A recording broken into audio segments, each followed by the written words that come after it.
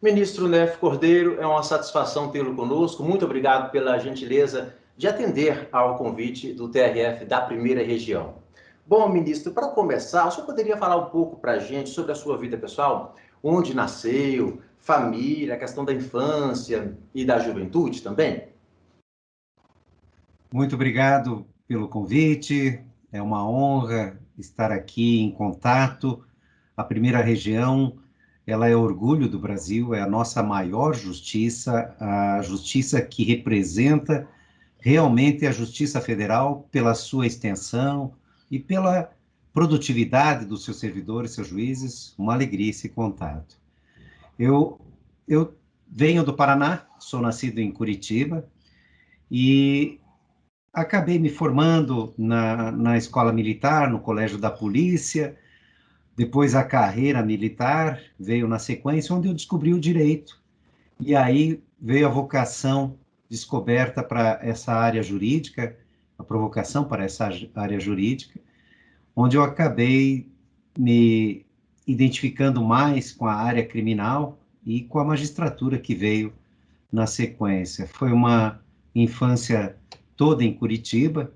Eu acabei saindo da capital paranaense só quando assumi lá à frente a função de promotor de justiça, ainda a minha primeira atividade jurídica após a faculdade, e aí é que começou o deslocamento pelo interior do Paraná, no Ministério Público, magistratura estadual, e depois pela Justiça Federal, o deslocamento a Porto Alegre, até chegar ao STJ aqui em Brasília.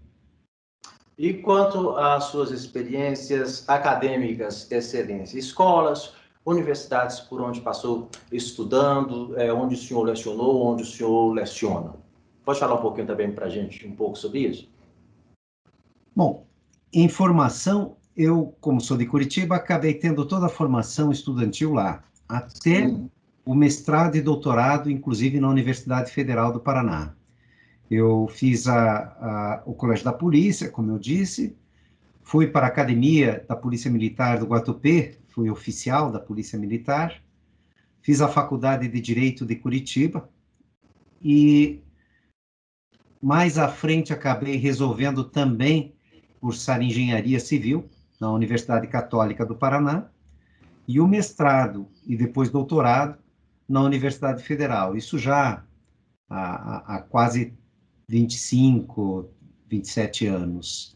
Então, toda a carreira acadêmica, como aluno, foi em Curitiba. E como professor, aí comecei em Curitiba e depois, por todas as cidades, mantive o contato na academia. Gosto muito do magistério. É uma complementação que eu acho muito interessante para a magistratura, porque abre horizontes.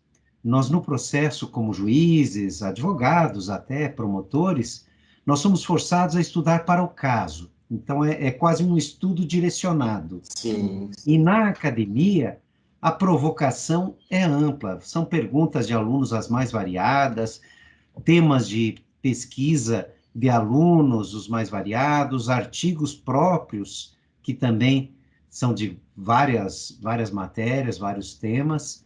E como eu sou professor de pós-graduação, inclusive, mestrado e doutorado, a pesquisa é uma necessidade, eu tenho que publicar constantemente. Então, a academia acaba sendo uma complementação ou até uma visão um pouco diferente do direito, que é um complemento, sim, à atividade da magistratura. Como eu disse, enquanto a magistratura fecha para o caso, a academia abre esse leque de forma mais ampla, mas sem detalhamento.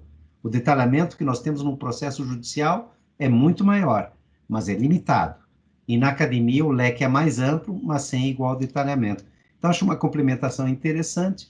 Aí eu fui professor em Curitiba, fui professor na Universidade Federal, na Universidade Católica, na Universidade de Tuiuti, na Universidade Positivo. Depois eu fui para o Rio Grande do Sul como desembargador.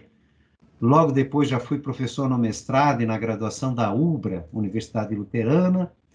Vim a Brasília, já no Superior Tribunal de Justiça, e 6 meses após eu não resisti, voltei à academia e entrei no mestrado da Universidade Católica de Brasília, onde estou até hoje, e tenho participações também, sou professor no IESB, no IDP, onde também dou aula, além de pós-graduações em vários locais, como a Sim. ESAF, cursos de mestrado por este Brasil, como professor convidado.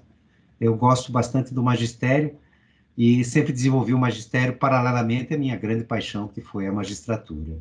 Além dessa experiência, essa experiência marcante, inclusive, com toda essa trajetória na academia, ministro Neff, Vossa Excelência teve alguma outra experiência que tenha sido marcante em sua vida, que o senhor gostaria de destacar? Olha, tem um aspecto que eu acho interessante, especialmente para o contato com quem atua no direito ou pensa até em atuar no direito, que Sim. é a ideia da vocação, a ideia do ideal, e que, para mim, serviu como experiência de vida e que eu gosto de repassar, inclusive a alunos. E Brasília aqui tem uma peculiaridade que isso se torna especialmente interessante, porque pela quantidade de concursos, eu vejo até nas faculdades a preocupação dos alunos em se preparar desde a faculdade para concurso é muito grande. A primeira região inteira deve ter essa preocupação. Sim, sim, é verdade. Mas na minha carreira, eu fui promotor de justiça, passei depois para a magistratura, porque vi que minha vocação era decidir, e fui, então, fazer concurso para juiz estadual e depois juiz federal, e mesmo depois para ministro, em todas as mudanças de atividade eu perdi dinheiro. Perdi para a realização de um ideal, para a realização de um sonho. E eu gosto de fixar isso como experiência de vida minha e até como um repasse de conselho, de sugestão para os demais que estão na carreira ou que pretendem entrar nas carreiras jurídicas, porque por vezes eu vejo pessoas que fazem concurso de todos os níveis, mais Hum, preocupados em uma garantia de estabilidade na função ou até estabilidade financeira, e o que vão desempenhar é menos importante. E sim, por vezes isso acaba gerando frustração, a pessoa se decepciona. Na verdade, é muito importante que nós façamos o que é preciso para a sobrevivência, mas buscando a realização desses sonhos, desse ideal. Quem busca a realização dos ideais acaba se realizando também financeiramente. E esse é um aspecto que eu passei bastante na vida, não é tão comum no direito a mudança em tantas carreiras, mas em todas elas eu fui por vocação, mesmo sabendo que perderia dinheiro, mas para a realização de ideais, até para ministro. Até para ministro eu é vim para pela mim, sim, realizando ideais. sim. Agora, falando um pouco sobre a sua carreira na magistratura, mais especificamente, ministro Neff, como foi a experiência como juiz federal? Na avaliação de Vossa Excelência, quais são, assim, as maiores dificuldades na vida e no ofício de um juiz federal, bem como também quais são os maiores desafios e também os maiores benefícios? Na vossa avaliação, que antes de chegar à magistratura, passou pela vida acadêmica, gostando tanto dela, né, e acabou de nos relatar, inclusive, a importância de se dar valor aos sonhos e aquilo que está ao coração. Fale um pouquinho, então, para a gente, um pouquinho da sua carreira, Vossa Excelência, enquanto magistrado federal. Foi uma carreira de realizações. Eu senti as diferenças entre a justiça estadual e a federal, entre o Ministério Público e a magistratura, e são carreiras belíssimas, todas elas com as suas peculiaridades. O Ministério Público com esse papel de representante da sociedade, com um poder enorme. O promotor realmente fala pela sociedade e escolhe como vai falar, em que causa vai falar, se ele vai provocar para construírem mais creches, ou se vai fazer a reforma, buscar a reforma em presídio, ou se vai buscar acessibilidade nas calçadas, enfim, é um papel belíssimo, e eu vivi esse papel em cidades pequenas do Paraná, que é a minha origem, onde se vê ainda com mais força essa representatividade do Ministério Público e da magistratura. Essas funções são destaques nas cidades pequenas. Realmente é uma pessoa que todos conhecem, todos admiram e que precisa cuidar por isso para continuar sendo admirada e respeitada. Vi a mudança para a magistratura estadual, onde passa o juiz a ter um papel passivo no processo, ele precisa ser provocado, e isso é importante. Claro. Tem uma frase minha muito famosa de um julgamento que diz que o juiz, ele é responsável por fazer o direito, por realizar o justo, dentro da prova dos autos. Que o juiz não é agente de segurança pública, não é realizador do combate à criminalidade, porque é justamente pela passividade do juiz que nós garantimos a imparcialidade. E os juízes, nas cidades pequenas, nas comarcas menores, têm um desafio muito grande nessa imparcialidade, porque ele sabe que vai soltar alguém que bateu na mulher e no dia seguinte o juiz vai estar na padaria, onde todos conhecem a ele como juiz. Mas ele não pode ter medo dessa represália social para mudar a sua opinião jurídica. Se ele acha que o certo é prender, tem que fazê-lo. Precisa ter coragem para isso. Mas se o certo é soltar aquele agressor, também o juiz precisará ter coragem para isso. Na magistratura federal, a nossa realidade é um pouco mais tranquila nessa questão da pressão social, porque normalmente as subseções judiciárias, as varas federais, estão em cidades maiores, onde esse contato na padaria, na rua, não é tão menos, não é tão conhecido o magistrado, e esse contato gera uma pressão menor frente a isso. Mas ainda assim, é uma pressão muito maior do que a que possuem os desembargadores, os ministros, porque por uma parcela da cidade, o juiz é conhecido e é cobrado.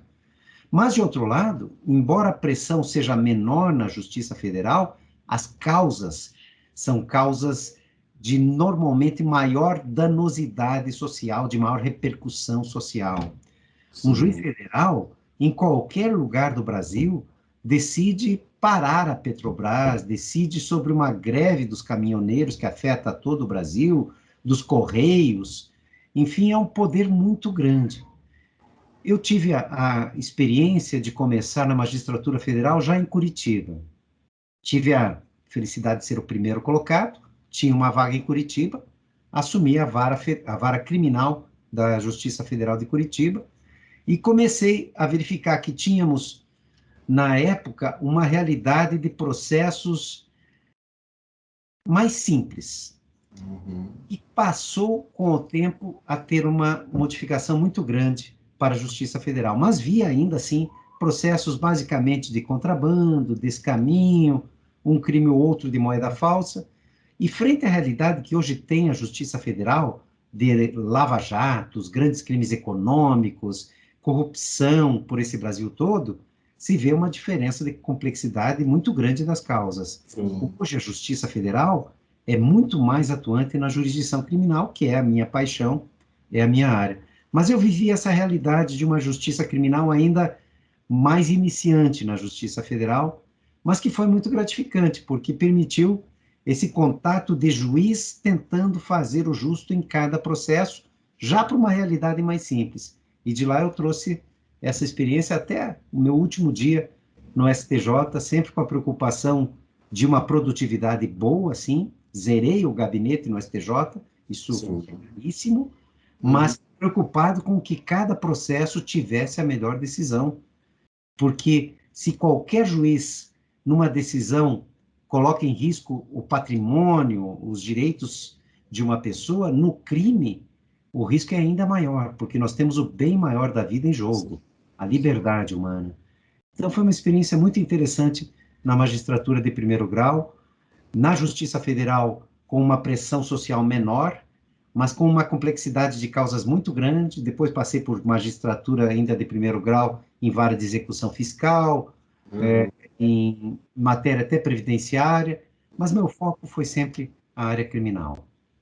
Após essa experiência na magistratura de primeiro grau na Justiça Federal, chegou à promoção à segunda instância e como desembargador federal, quais foram também, senhor ministro, as experiências mais marcantes ou que o senhor apontaria como principais desafios enquanto desembargador federal?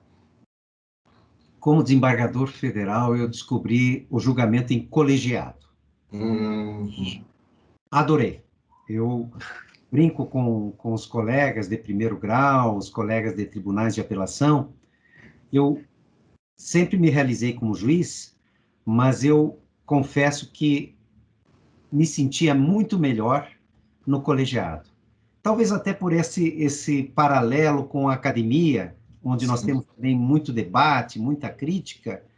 No colegiado, eu gostava do debate. Gostava, eu brincava, e era sério, uma brincadeira séria, eu brincava dizendo que eu gostava até quando eu perdia, quando eu ficava vencido. Porque é muito interessante se ver como pensam os colegas, tentar fazer, por vezes, um julgamento que acomode a opinião da maioria e tentar verificar a realização da justiça por olhos que não são só os seus. Sim, por isso o Eu, colegiado. muito do colegiado, tive a felicidade de atuar num grande tribunal também, é o Tribunal da Quarta Região do sul do país. São juízes muito competentes, seríssimos, dedicados, e era a época do início da maior complexidade criminal que eu comentei há pouco. Nós tivemos a instalação das varas especializadas em sistema financeiro nacional, Sérgio Moro começando a atuar no Paraná, em Curitiba, na primeira vara instalada no sul do Brasil de sistema financeiro.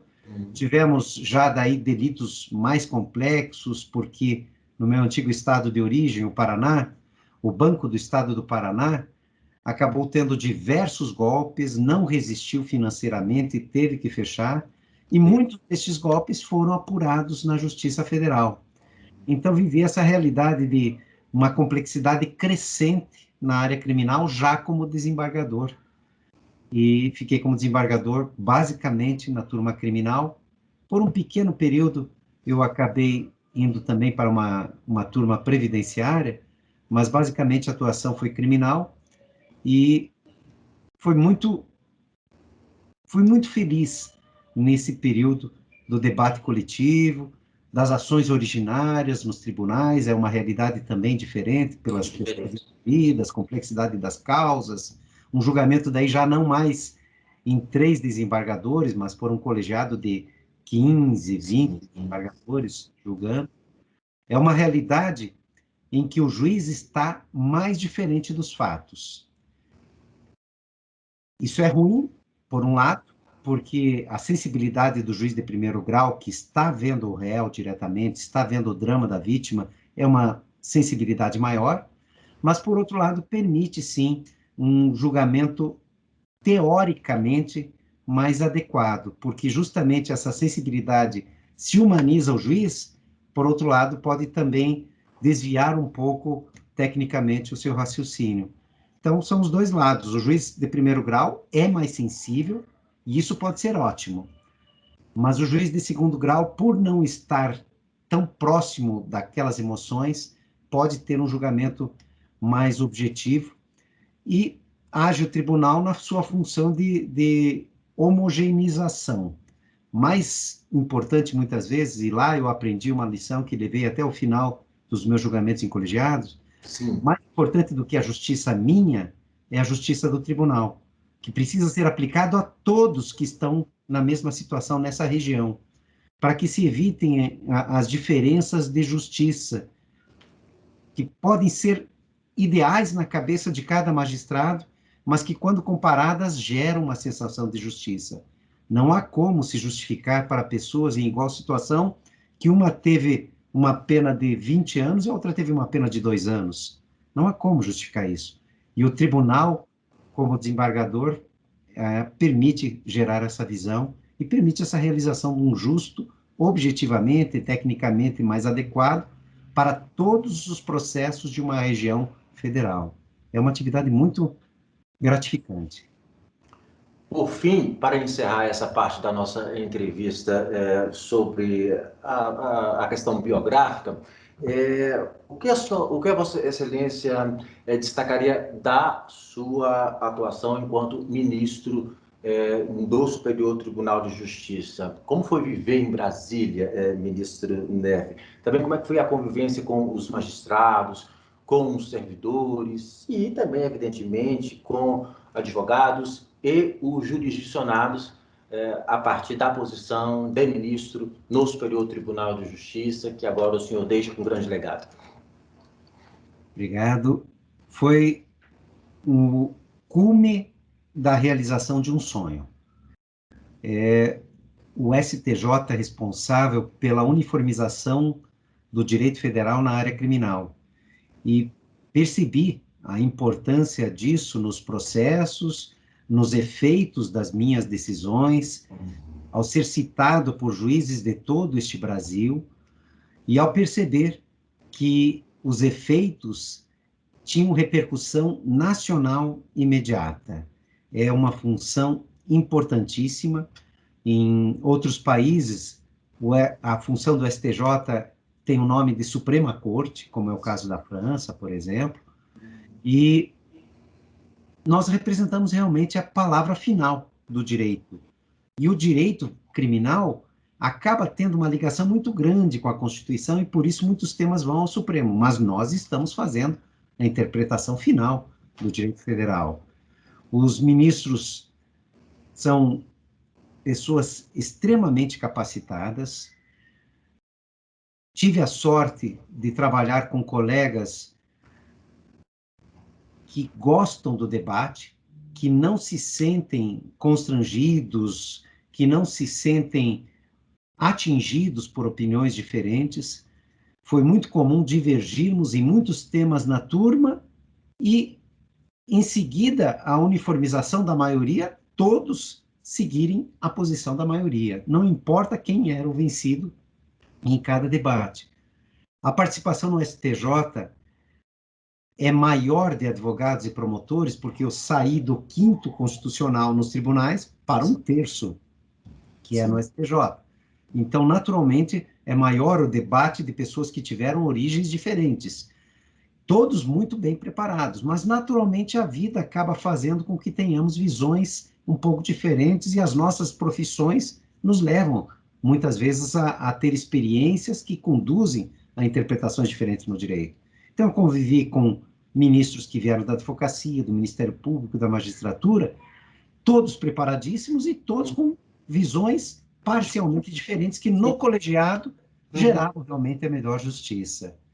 O STJ é um grande tribunal, seus servidores são qualificadíssimos, tive a sorte de contar com uma assessoria muito eficiente, muito qualificada, tanto que, como eu disse, assumi um gabinete que tinha 14 mil processos pendentes, entra no STJ cerca de 800 a 1.000 processos por mês, e terminei entregando o gabinete sem processos. Tinha acho que 100 e poucos processos, que eram os que estavam daquela semana que tinham acabado de entrar. Graças a esse apoio grande da assessoria, muito qualificada, e graças a um trabalho de gestão que acabou dando grandes resultados. O STJ acaba, justamente pela importância da função, tendo também um maior destaque na mídia. Claro. Me acostumei a ter muitas críticas e muitos elogios. Como professor, até costumava entrar na sala de aula dizendo: vocês vão ouvir falar muito mal de mim. Às vezes, vão ouvir falar bem. Depende de como as pessoas veem a decisão pelo seu critério de justiça. Mas, de todo modo, falando bem ou falando mal, o que eu não podia e jamais abri mão era deixar de fazer o que considerava certo para cada processo, ainda que soubesse que isso poderia gerar elogios ou críticas, dependendo da opinião de cada um. Vossa Excelência mencionou decisões, julgamentos. Qual decisão ou quais decisões no âmbito do Superior Tribunal de Justiça as quais o senhor foi relator, o senhor destacaria para a gente nessa entrevista como talvez mais significativas, ministro Nery, da sua judicatura na Corte? Bom, já na entrada, eu tive um processo que gerou grande repercussão, que era de bicheiros do Rio de Janeiro, que estavam há muitos anos em recursos e com manobras para evitar a prisão, e o julgamento acabou tendo conclusão na minha relatoria. Foram muitos processos, com muitos incidentes, muitas questões processuais, isso gerou uma grande repercussão. Eu tive também alguns julgamentos em que acabei mostrando o meu lado garantista. Eu não consigo aceitar a justiça a qualquer custo, justiça precisa ser realizada por um meio justo, e isso também teve algum destaque na mídia, quando, por exemplo, determinei a soltura de pessoas que a coletividade não entendia deveriam ser soltas. Por exemplo, um caso de policiais também do Rio de Janeiro, que fizeram um crime bárbaro de execução, mas a decisão de prisão não tinha mínima fundamentação. Sim. E nessa hora o judiciário não tem alternativa. Num habeas corpus, o desembargador, o ministro, não pode ele fundamentar a prisão que deveria ter sido fundamentada pelo juiz de primeiro grau. A única saída é reconhecer a ilegalidade da prisão, para que o juiz, na sequência, se puder, se quiser, faça uma decisão bem fundamentada. Então, foram muitas as situações como essa, eu soltei os policiais, tive muitas críticas, mas, na sequência, o próprio juiz de primeiro grau voltou a decretar a prisão fundamentadamente, e aí a prisão foi mantida. O caso mais famoso em que eu decidi a respeito de liberdade deve ter sido do ex-presidente Michel Temer, e que gerou muita repercussão justamente por uma fala onde eu relembrava os deveres de um juiz, especialmente para a sociedade, e por vezes anseia por um juiz herói, por um juiz justiceiro, por um juiz quase policial, o que não é função do juiz, nem pode ser.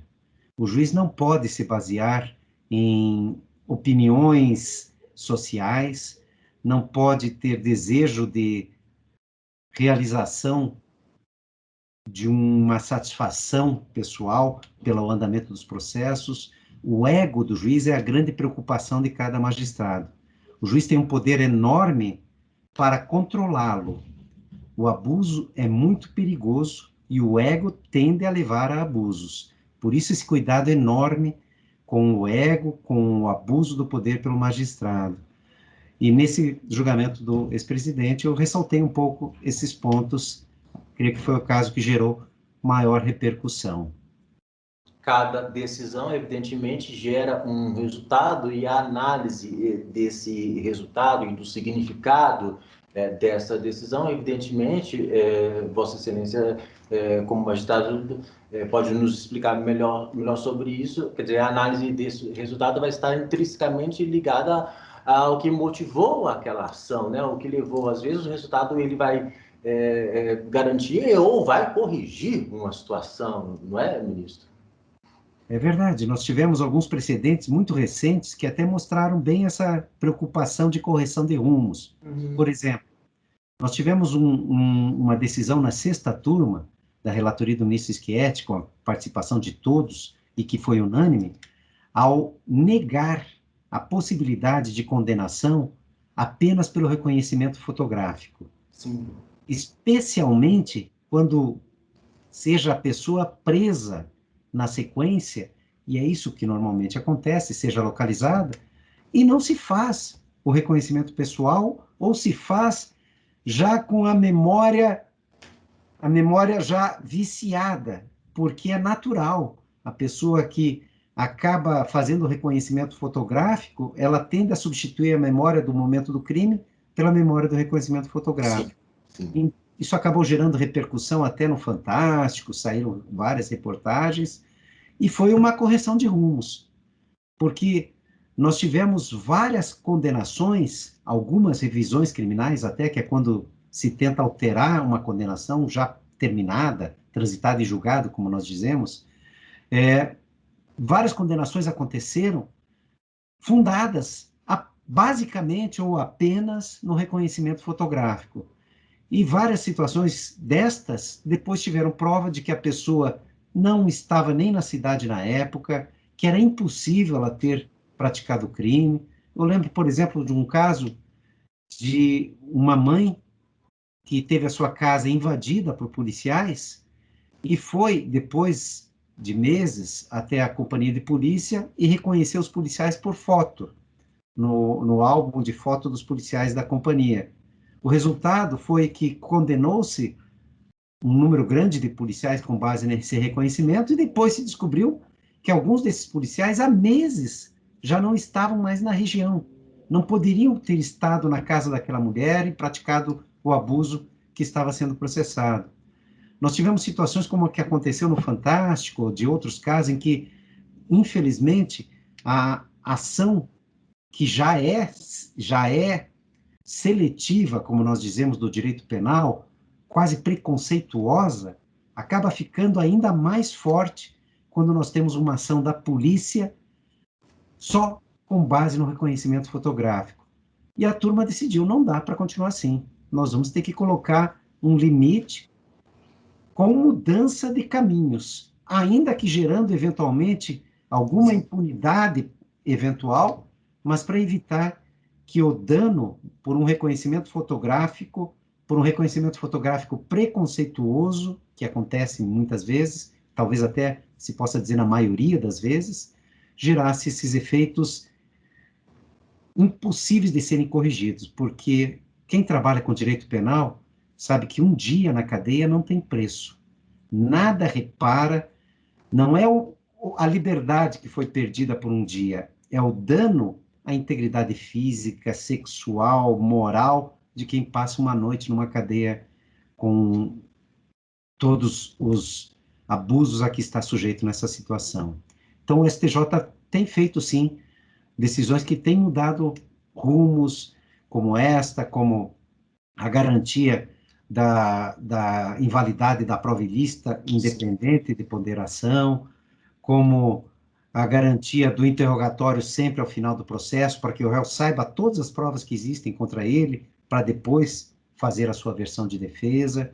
Enfim, o acesso ao domicílio exigido como direito máximo do cidadão, e só podendo realmente se ingressar com causas relevantes que indiquem que há crime no domicílio, para que também se evite o abuso durante a persecução, e, de novo, o abuso muitas vezes preconceituoso, muitas vezes com a comunidade mais pobre. Essa realidade é vista em momentos e com gravidades diferentes por este Brasil, mas o STJ, como Tribunal Nacional, precisa ter essa preocupação, e eu tive a felicidade de acompanhar, de discutir, de gerar a mudança em vários pontos, e fico feliz em ver esse papel garantidor de uma sociedade mais justa feito pelo Judiciário através do STJ. Vossa Excelência é autor de uma das mais importantes obras de direito penal e também de direito penal, direito processual penal, melhor dizendo, que é a sua festejada obra sobre colaboração premiada, ministro Neff. O senhor poderia nos falar um pouco sobre os motivos que o levaram a escolher este tema para dedicar o seu esforço acadêmico e intelectual, portanto, oferecendo por meio da obra uma contribuição teórica sem igual, digo assim, dessa forma, que conheço a obra, para a magistratura. Você poderia nos falar os motivos que o levaram a escrever sobre esse tema? Agradeço. Eu trabalho com a colaboração premiada há muitos anos. Eu comentei que fui desembargador no Paraná na época em que surgiram as varas do sistema financeiro, comentei do Banestado, e naquela época já estavam sendo feitas as primeiras colaborações premiadas. Era uma época em que nós não tínhamos nem lei regulando como seria feita a colaboração.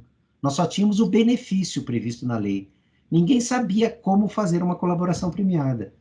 E desde aquela época, isso já deve fazer talvez 20 anos, Por aí. desde aquela época, eu já estava criando colaboração premiada. Nós tínhamos que regular no tribunal como fazer essa colaboração. Então, é um tema que tem me acompanhado durante a vida, na academia também. O Brasil construiu cada vez mais hipóteses de negociação, e isso é um caminho sem volta. Nosso processo penal cada vez mais será um processo em que as partes decidem os destinos do processo por negociação. Nos aproximamos cada vez mais de modelos, especialmente do modelo americano, do plea bargain, e essa vivência minha na academia e na prática judicial me motivaram, então, a escrever sobre esse livro, escrever sobre esse tema no livro, e achei que seria interessante por poder reunir justamente controvérsias da doutrina com o que tenho visto para a prática, e, felizmente, as propostas que eu trouxe nesse livro têm sido encampadas pelos tribunais e até por nova lei. A lei anticrime que saiu o ano passado já incluiu vários pontos que eu criticava na obra. Então, é um trabalho que é misto da preocupação acadêmica e da prática como magistrado. Qual que é a melhor definição que o senhor apresentaria para a gente, apresenta para a gente, acerca do Instituto da Colaboração Premiada? Qual que é a natureza jurídica, ministro Neff, da colaboração? O Supremo definiu, e acho que definiu corretamente, que é uma negociação. É uma negociação de culpa, de favores e de pena.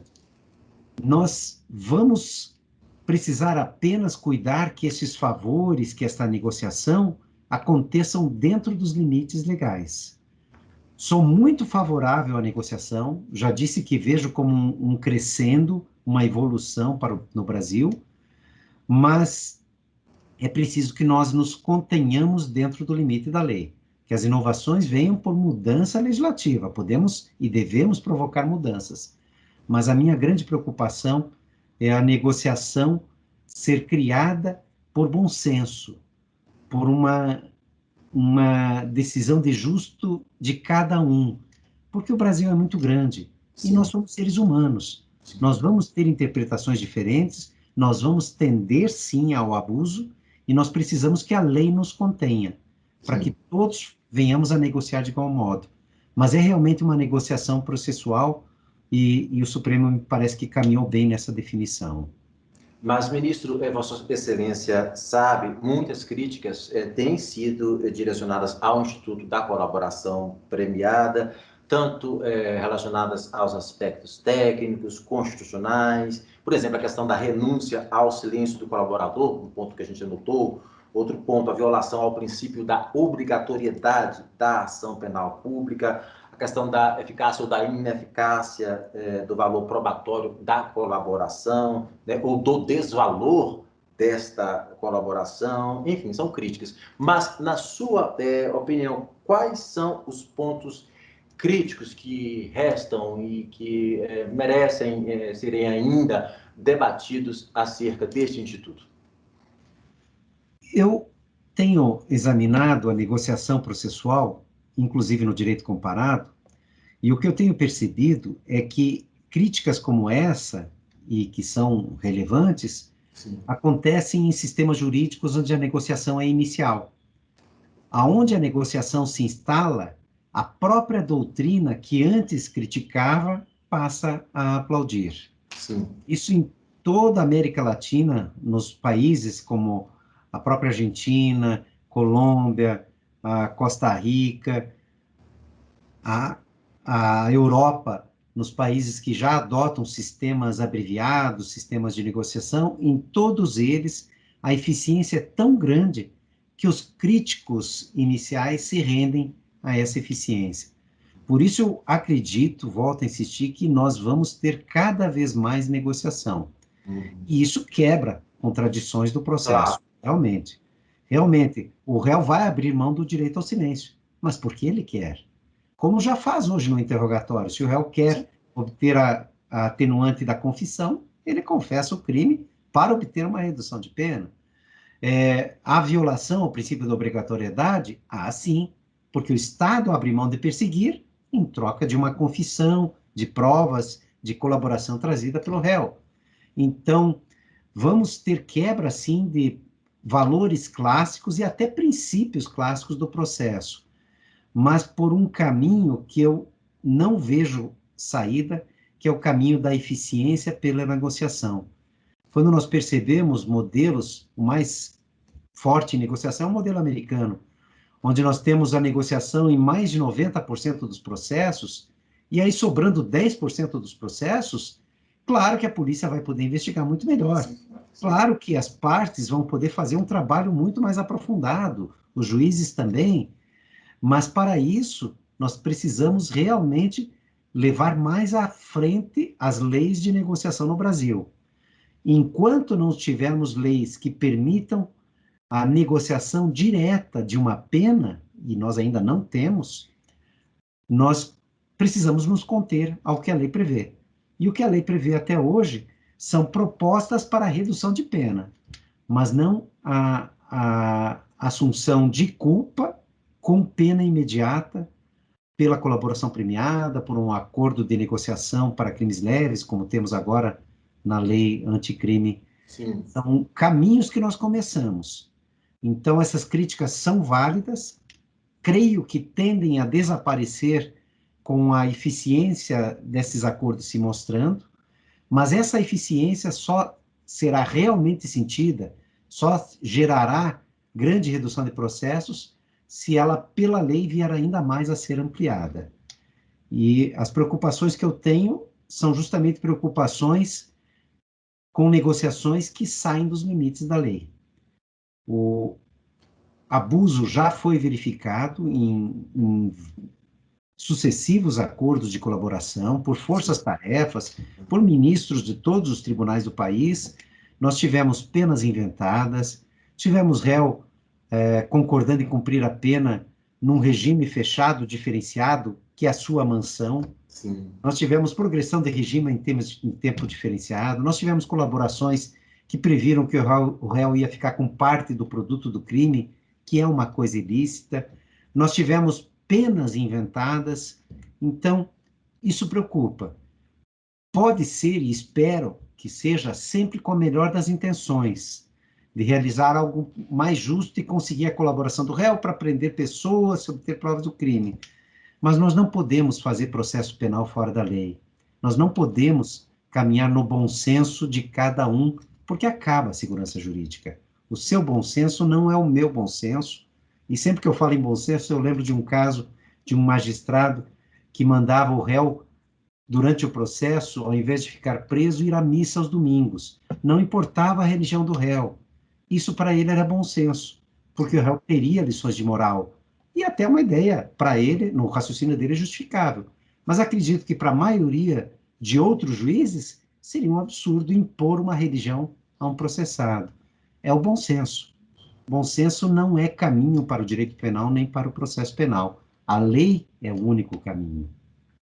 Como o judiciário pode colaborar no aperfeiçoamento da colaboração premiada e justamente para evitar esses abusos na prática e na concretização do Instituto.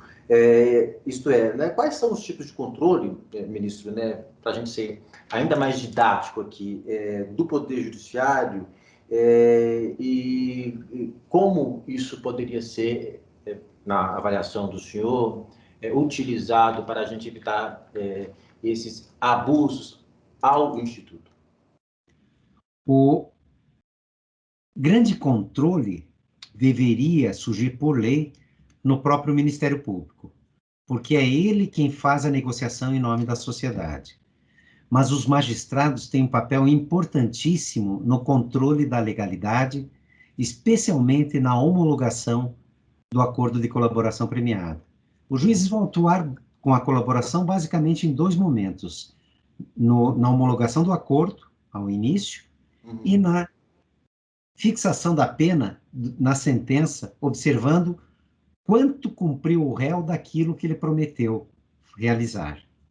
São esses os dois grandes momentos.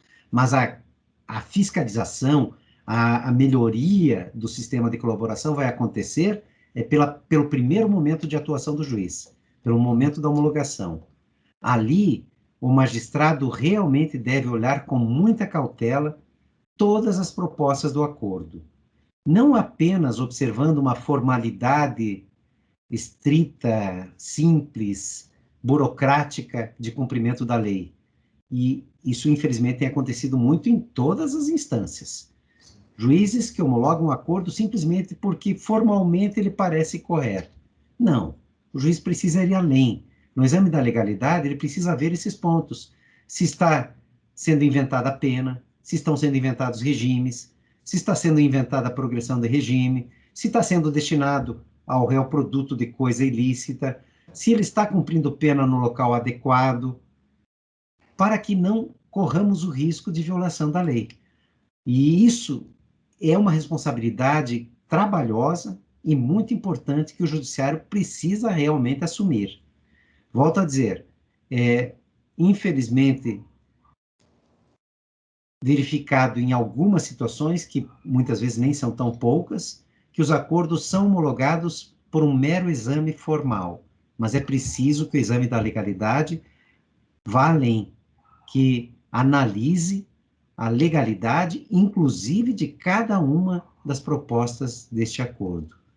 É esse o papel dos juízes no controle da legalidade em fase de homologação da colaboração premiada, que permitirá certamente a evolução desse instituto. Na avaliação de Vossa Excelência, alguma modificação, ministro Neve, pode ou deve ser promovida ali pelo legislador para também aperfeiçoar, melhorar o Instituto da Colaboração Premiada? Eu creio que a grande modificação necessária é a exigência de um maior controle do Ministério Público e do advogado, mas especialmente o Ministério Público, que é quem representa a sociedade, neste acordo de colaboração premiada. Ou seja, precisamos criar uma instância revisora de todos os acordos de colaboração premiada. Algo como acontece na ação civil pública, onde o Ministério Público, ao propor o arquivamento, precisa encaminhar sua decisão à Câmara Revisional, a um órgão superior. Aqui também, nós teríamos com uma homologação, com uma revisão por uma instância ministerial diferente, a garantia de que nós não estamos tendo acordos sendo feitos, negociados, de modo muito diferentes por regiões, por este Brasil. Nós teríamos uma garantia de que a negociação é boa para o Estado e é boa até para o acusado. Mas a preocupação eu trago para o lado do Ministério Público, porque naturalmente o advogado, fazendo uma negociação boa para o seu cliente, não é ilegal, não diria nem que é antiética, porque é dever do advogado buscar o melhor do justo ao seu cliente, mas quando falamos do Ministério Público, que é alguém que nos representa, que é a voz da sociedade, nós precisamos que essa negociação seja boa, que não seja uma negociação que dê favores demais, que deixe sem processar, por exemplo, alguém que praticou um crime grave, ou ao contrário, um acordo que possa gerar até uma pena alta demais. Mesmo como o Ministério Público, ele tem a preocupação de fazer o justo. E, atualmente, se um acordo for feito por qualquer promotor deste Brasil, com um acusado num processo, e o juiz se limitar a um exame formal de legalidade, este acordo vai ser homologado, fará coisa julgada para aquele processo, e nós teremos injustiças concretizadas. Especialmente quando compararmos aquele acordo com outros acordos que são feitos por este Brasil. O principal ponto que eu imagino como necessário de modificação é uma instância revisora dos acordos dentro do Ministério Público. E temos outros pontos que ainda vão precisar alteração legal, como o procedimento para a rescisão do acordo, como se descobrir se alguém não trouxe as provas que prometeu, ou trouxe parcialmente, ou deixou algum autor de crime de fora, algum fato criminoso de fora. Precisamos criar esse procedimento de rescisão do acordo. Precisamos expressar os chamamentos de colaboradores para um aditamento, são chamados recall, em que se descobre que o colaborador deixou algum réu ou algum fato criminoso de fora, e o Ministério Público normalmente chama para um aditamento. Mas não temos isso na lei, e o pior é que, às vezes, acontece do Ministério Público não chamar determinado réu para o aditamento. E aí pode gerar uma sensação de injustiça, porque chama tantos e não chamou aquele. Pode ser até que exista um motivo justo, mas é preciso algo em lei que detalhe esse procedimento. Mas já temos uma grande evolução. Quando eu lembro da nossa colaboração premiada lá no Banestado, em que não tinha nenhum procedimento em lei, e vemos hoje a lei do crime organizado, com as atualizações da lei anticrime, nós Grande. temos demais. Ministro Neff, nós agradecemos mais uma vez a gentileza de atender aqui ao convite do TRF1. Nós falamos muito aqui sobre, além da sua vida pessoal, da sua carreira na magistratura, também de aspectos da jurisprudência e da contribuição teórica que o senhor deu enquanto magistrado, e as reflexões foram muito elucidativas, servem-se, evidentemente, à comunidade jurídica, a sua experiência enquanto magistrado e a sua história bem referencial para também magistrados federais. É uma carreira incentivadora, pude observar isso durante a conversa e durante as suas reflexões, bem como, evidentemente, é claro, as suas contribuições, as contribuições de Vossa Excelência para a própria doutrina e jurisprudência